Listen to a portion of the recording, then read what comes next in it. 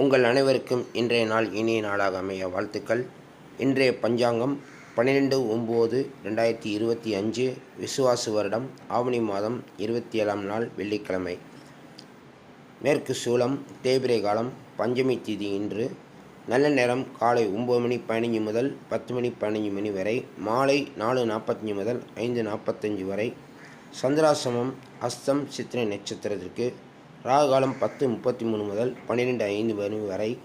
இன்றைய ராசி பலன்: மேச ராசி லாபம், ரிஷபராசி நன்மை, மிதுன ராசி போட்டி, கடகராசி தனம், சிம்ம ராசி வெற்றி, கன்னி ராசி அமைதி, துலாம் ராசி பயம், விருச்சிக ராசி தாமதம், தனுசு ராசி நலம், மகர ராசி கோபம், கும்பராசி திறமை, மீனராசி புகழ்.